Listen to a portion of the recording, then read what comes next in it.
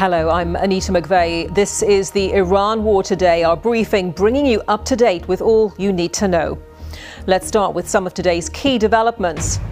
President Trump says Washington is in what he calls very deep talks with Iran as a pause in the Iran war enters a third day. US media reports that top administration officials warn the US campaign in Iran has reached the limit of its effectiveness. Iran denies reports of talks with the United States but holds meetings with Oman on the management of the Strait of Hormuz. A new player enters the conflict. Ukraine strikes an Iranian ship in the Caspian Sea over the weekend. And easing oil pressure, crude prices drop as the pause in the war lifts hopes of another ceasefire.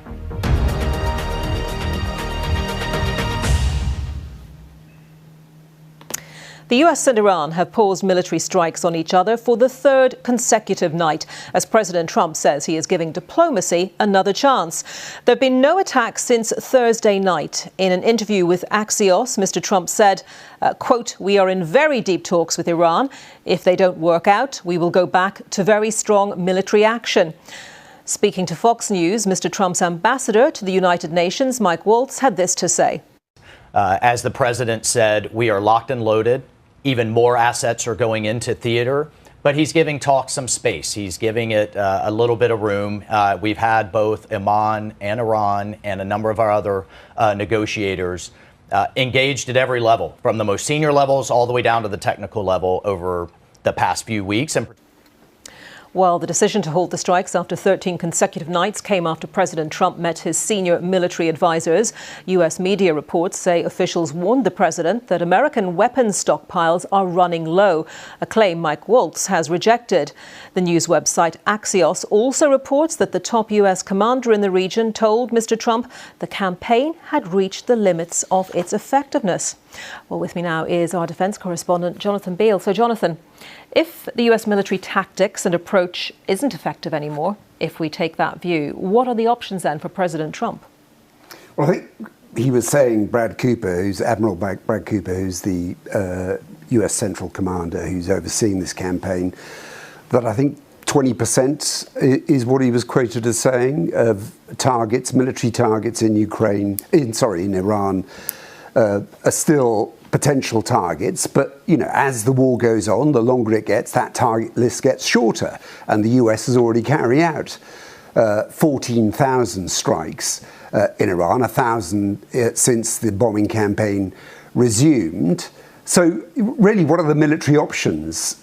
Clearly, the advice that he's getting, President Trump, is that if you continue attacking military targets, there'll be fewer of them, and it won't make a definitive difference. While using up US stockpiles. So the other warning comes from, as we understand, from General Kane, who's the chairman of the Joint Chiefs, who is the overall commander. And you can imagine he is looking at not just what is going on in Iran, but the other theatres he has to worry about. For example, he has to worry about the Pacific. What would happen if China did something about Taiwan now, hypothetically?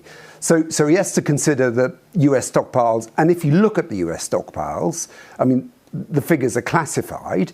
But for example, the estimates are that the US has used pretty much half of its arsenal of Patriot interceptor missiles. It had more than 2,000. It's used more than 1,000. It's also used about more than a third of its Tomahawk cruise missiles. So these are the expensive weapons, complex weapons that it's hard to replace, takes time to replace, and they're produced in their hundreds, not in their thousands. So there are two warnings from the military there.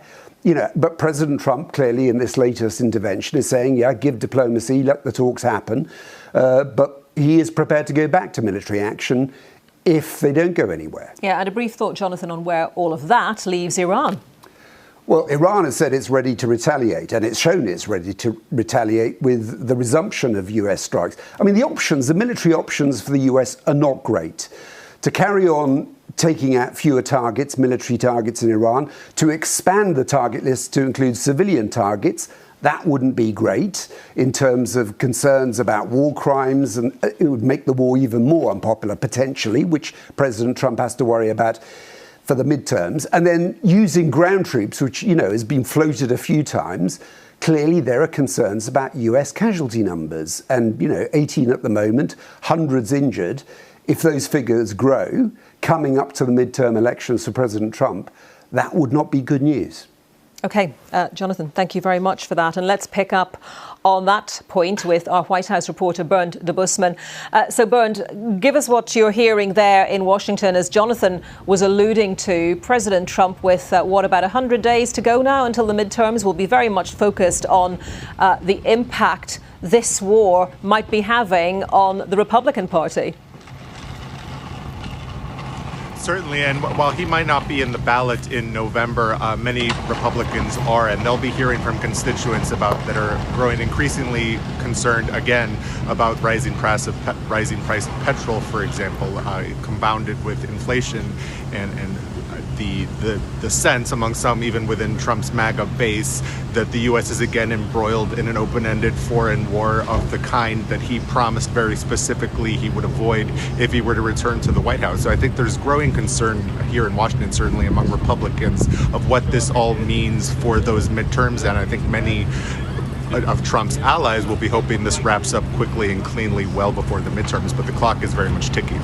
Yes, and Mr. Trump says the US is in peace talks with Iran, but Tehran is denying those claims. What more do we know about that? This is something we've been hearing from Trump for weeks, in which he says that Iran is desperate for negotiations directly with the U.S. As of now, there's no confirmation that any sort of direct talks are happening. The only talks that are confirmed are between Iran and Oman over the future of the Strait of Hormuz. Now, in the past, the White House has explained this discrepancy by saying that the Iranian government is doing one thing in private and saying another thing in public. But as of now, there's really no indication that there's any sort of direct talks. And when those direct talks do take place, there's of course still very serious issues about the future of the Strait of Hormuz, for example, and whether Iran will have any sort of control over it that the White House sees as kind of a non-starter. OK, Bernd Debusmann there at the White House for us. Thank you very much. Well, Iran says it has suspended its own attacks for as long as the US pause endures. It insists it remains in control of the Strait of Hormuz and is not seeking to resume peace talks. Over the past few days, it has held several rounds of technical talks with Omani officials in Tehran to discuss the management of the strategically important waterway. Well, with me now is our BBC Persian correspondent, Zia Gol. Zia, what do we know about the outcome of those talks with Omani officials? I think it is unclear whether they have reached an agreement. What we know, Omanis have a very, deliberate, ambiguous strategic position. In one hand, Oman has a good relation with Iran and also with the Persian Gulf Arab states and United States. I think Oman wants to find itself in the crosshair of Iranian or damage the relationship with the West, with the US and also Oman.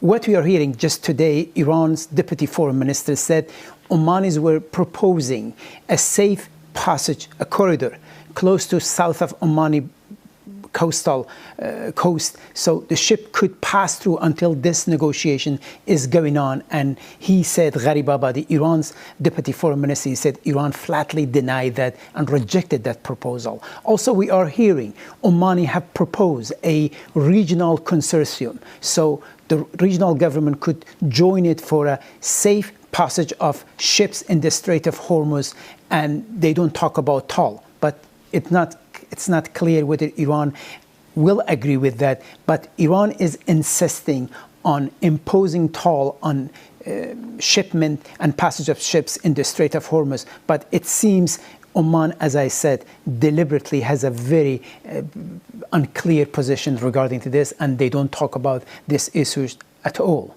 OK, Zia, thank you very much for bringing us up to date with that, because, of course, what happens in the Strait of Hormuz and control of the Strait of Hormuz is absolutely crucial, isn't it, to what happens next in terms of any discussions between the US and Iran, and that question of whether the US returns to military action or not, potentially. I think what we are hearing from Iranian side, they said they are ready and willing to go back to war if need be. Precisely this is what Iran deputy foreign minister said. But the message we are hearing from Tehran and also the negotiators in Iran are under extreme pressure from the hardliner. They say do not go back to negotiation table, but in the same time, what we are seeing from Iranian, they are trying to project power. They are a hardliner who believe if they prolong this standoff with the US, they might be able to gain more point. But in the same time, don't forget, Iran's economy is under heavy pressure, and Iranian economy is, we could say, actually, one of the countries who are suffering economically the most is Iran itself. So we have to see how long they can hold up and continue this situation. Okay, Giar, thank you very much for that. Giar Gol, our BBC Persian correspondent. So while the US and Iran are holding off from attacking one another, a new player has entered the conflict. In the first direct link between the wars in Iran and Ukraine, on Saturday, Kyiv targeted an Iranian cargo vessel in the Caspian Sea. They said it was involved in transferring military equipment between Iran and Russia. The world's largest inland body of water has for years been a key supply route linking the two countries, both of which face international sanctions. Our diplomatic correspondent Paul Adams has the latest from Kyiv. President Zelensky did actually put out a statement at the weekend about this. He said the results had been strong. The Iranians are furious about this. The Foreign Minister Abbas Araghchi put out a social media post in which he described this as a blatant UN Charter violation done at Israel's behest. And he said that it could not go unanswered. For his part, Ukraine's Foreign Minister Andrei Sybiha called Iran's threats unjustified and groundless. And he said that the regime in Tehran is a direct accomplice to Russian aggression, fueling Moscow's criminal war with weapons that have killed Ukrainians since 2022. He was, of course, referring to the Shahed drones, which Iran started supplying to Russia back in 2022, and which in their original form and in their modified Russian form have claimed hundreds of Ukrainian lives in thousands of attacks on Ukrainian cities. I think what's interesting about this incident is that despite the fact that Ukraine has frequently accused Iran of supporting Russia, this is the first time Ukraine has directly retaliated against an Iranian target. And in some ways, you can see this as linking the war between in Ukraine with the ongoing conflict between the United States and Iran. And I think it is for that reason that one or two people here are a little bit nervous about this development, because they say that at a time when Ukraine has its hands full dealing with Russia, is it wise for Ukraine to pick a fight with another enemy, Iran? Paul Adams. Well, the pause in fighting has caused the price of oil to fall sharply, lifting markets around the world today. Here's our business editor, Simon Jack.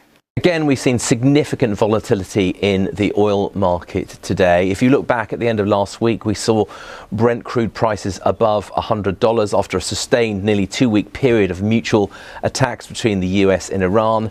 Now, after both Iran and US refraining from further attacks to, in President Trump's word, give diplomacy some space, we see oil prices come all the way down to below $90 at one point, although the mood was slightly soured by reports of Yemeni Houthi strikes on Saudi Arabian vessels. Nevertheless, the overall fall in oil prices was enough to bring down government borrowing costs around the world. Obviously, oil prices are very inflationary. If that goes down, inflation fears go down, government borrowing costs come down, and that was enough to cheer up stock markets. Nevertheless, it is volatile. We are only ever one missile, one tweet from the White House away from further instability in the oil markets. And I should point out there are two different things going on here. The oil price really is a mark of sentiment.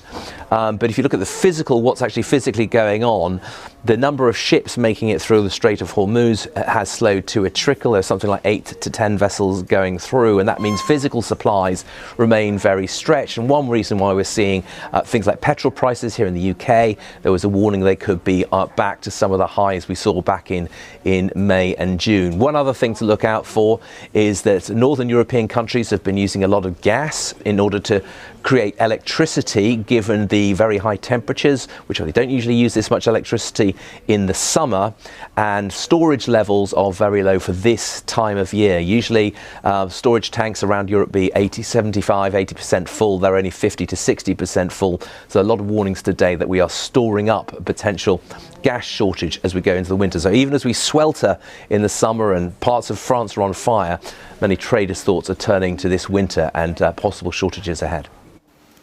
Whether you're joining us on YouTube, TikTok, Sounds Radio or TV, thanks for your time. This is the Iran War Today.